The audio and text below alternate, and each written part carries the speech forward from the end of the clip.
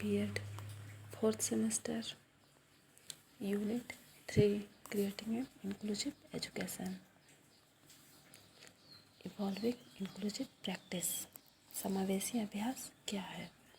समावेशी अभ्यास एक शिक्षण दृष्टिकोण है जो छात्रों के बीच अंतर को पहचानता है। इसका उपयोग सुनिश्चित करने के लिए किया जाता है कि सभी छात्र शैक्षिक सामग्री का उपयोग कर सकें और अपने सीखने में पूरी तरह से पार्टिसिपेट कर सकें। कोई भी दो स्टूडेंट एक जैसा नहीं होता है, उनमें विभिन्न प्रकार की विभिन्नताएं पाई जाती है। हमें उन लाभों को पहचानना है जो छात्र विविधता सीखने के समग्र अनुभव को ला सकते हैं। समावेशी अभ्यास में छात्रों के साथ साथ उनके शिक्षक, परिवारों के लाभ की भी एक पूरी श्रृंखला है। सभी बच्चों को शिक्षा में सफल होने का समान अवसर होना चाहिए। यह उनके पृष्ठभूमि, शैक्षणिक क्षमता और संज्ञानात्मक स्तर की परवाह किए बिना है। एक स्कूल समुदाय के लिए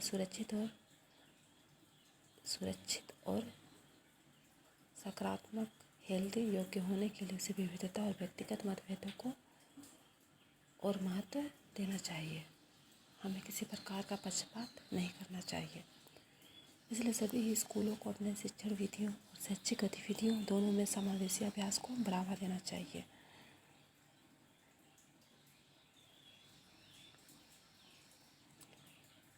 समावेशी अभ्यास का उद्देश्य बाधाओं को कम करना या निकालना है और सभी छात्रों की सफलता का समर्थन करते हुए सुनिश्चित करना है कि शैक्षणिक मानकों से समझौता नहीं किया जाता है।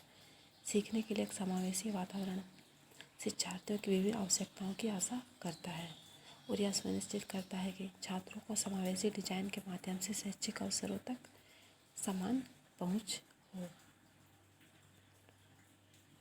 समावेशी अभ्यास के कुछ लाभ भी हैं।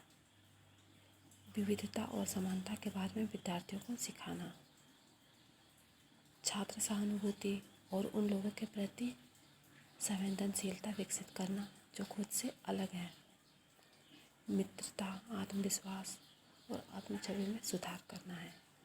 शिक्षकों को समस्या समाधान, टीम वर्क और उनके पार्टनर सहयोग को शामिल करने के लिए अतिरिक्त तरीके भी प्रदान करना है। माता पिता का आत्मविश्वास को बढ़ावा देना है और उनके बच्चों को भी स्वीकार करना है और स्कूल की स्थापना में सफल होना है। यह है आपका इंक्लूसिव प्रैक्टिस।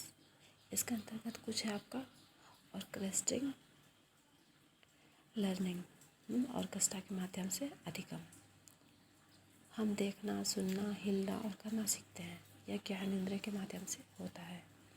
हम अपने दिमाग में काम करने और दूसरों के साथ बातचीत करके संबंध बनाते हैं। अभ्यास और प्रदर्शन के लिए हमें ऑर्केस्ट्रा के आधारित इंक्लूसिव दिव्यांग बच्चों को प्रोत्साहित करना है। कला, आंदोलन, संगीत, भाषा, खेल, व्यक्तिगत प्रतिबिंब, महत्वपूर्ण सोच सभी रणनीतियाँ हैं जो हमारे सीखने को सक्रिय बनाने में मदद करती है। ऑर्केस्ट्रिंग लर्निंग छात्रों व्यक्तिगत रूप से अनुभव जानकारी का मौका प्रदान करती है और उसके बाद व्यक्त किया हुए रचनात्मक रणनीतियों की एक किस्म का उपयोग कर पता करते हैं।